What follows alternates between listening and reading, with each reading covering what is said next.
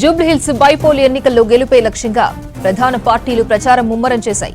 జూబ్లీహిల్స్ ఎన్నికల ప్రచారానికి 4 రోజులే ఉంది. అందుకే ప్రధాన పార్టీలు హోరాహోరీగా ప్రచారం చేస్తున్నాయి. కాంగ్రెస్ తరపున సీఎం రేవంత్ రెడ్డి, మంత్రులు ప్రచారం చేస్తున్నారు. అటు బీఆర్ఎస్ తరపున వర్కింగ్ ప్రెసిడెంట్ కేటీఆర్, బీజేపీ తరపున కేంద్ర మంత్రి కిషన్ రెడ్డి విస్తృతంగా ప్రచారం చేస్తున్నారు. ప్రచారంలో ఒకరిపై మరొకరు తీవ్ర విమర్శలు చేసుకుంటున్నారు. ప్రతిపక్షాల విమర్శలను గట్టిగా తిప్పికొడుతున్నారు కాంగ్రెస్ నేతలు. కాంగ్రెస్ వర్సెస్ బీఆర్ఎస్ గా మారింది జూబ్లీహిల్స్ బైపోల్ వార్. జూబ్లీహిల్స్ లో కాంగ్రెస్ ప్రచారంపై మరిన్ని డీటెయిల్స్ షరీఫ్ లైవ్ లో అందిస్తారు. షరీఫ్, జూబ్లీహిల్స్ లో కాంగ్రెస్ జోరుగా ప్రచారం చేస్తోంది. లేటెస్ట్ అప్డేట్స్ ఏంటి? జూబ్లీహిల్స్ బై ఎలక్షన్ లో ప్రచారం ఊపందుకుందని చెప్పాలి కాంగ్రెస్ పార్టీది.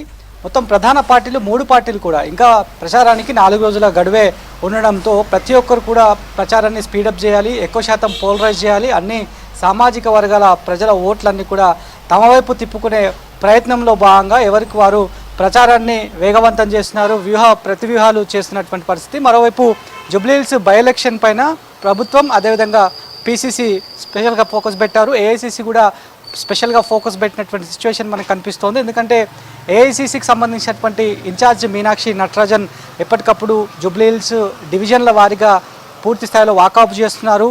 మొన్నటికి మొన్న గాంధీ భవన్లో వివిధ అనుబంధ సంఘాలకు సంబంధించినటువంటి కార్పొరేషన్ చైర్మన్లు, ఆఫీస్ బేరర్లతో కీలకమైనటువంటి సమావేశాన్ని జూబ్లీహిల్స్ బై ఎలక్షన్లో భాగంగా ఏర్పాటు చేశారు.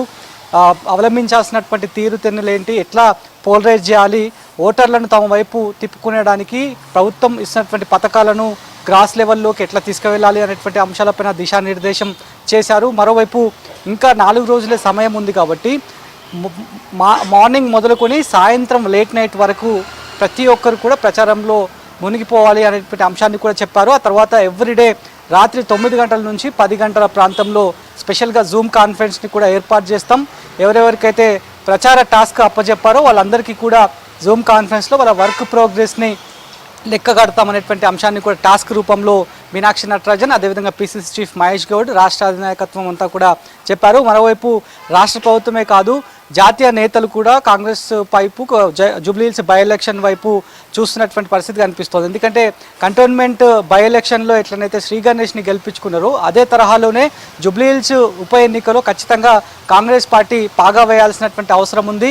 రానున్న గ్రేటర్ ఎన్నికల్లో ఈ గెలుపు ప్రభావం పడేటువంటి ఛాన్సెస్ కూడా ఉంటాయి కాబట్టి ఖచ్చితంగా గెలిచి తీరాలి, గెలిపే లక్ష్యంగా ప్రచారం చేయాలని చెప్పి ఇప్పటికే సీఎం రేవంత్ రెడ్డి పదే పార్టీ పెద్దలను ఉద్దేశించి, కార్యకర్తలు ఉద్దేశించి ప్రతిసారి కాన్ఫరెన్స్లో ఇదే మాటను ఆయన చెప్తున్నారు. ఏకంగా సీఎం రేవంత్ రెడ్డి రంగంలోకి దిగారు. రోడ్ షోలు, కార్నర్ మీటింగ్స్ని ఏర్పాటు చేస్తున్నారు. ఇక సీఎం రేవంత్ రెడ్డితో పాటు మంత్రులకు కూడా అదనంగా బాధ్యతలు ఇచ్చారు. ఓవరాల్గా 3 మంత్రులకు జూబ్లీహిల్స్ బై ఎలక్షన్ పైన ఓవరాల్ ఇన్ఛార్జ్గా మంత్రులకు బాధ్యతనిచ్చారు. వివేక్ వెంకటస్వామికి, తుమ్మల నాగేశ్వరరావు, పొన్నం ప్రభాకర్, ఈ 3కి ఓవరాల్ జూబ్లీహిల్స్ బై ఎలక్షన్ సంబంధించి స్పెషల్గా టాస్క్ని ఇచ్చారు. డే 1 నుంచి కూడా అభివృద్ధి పనులకు శంకుస్థాపన చేశారు.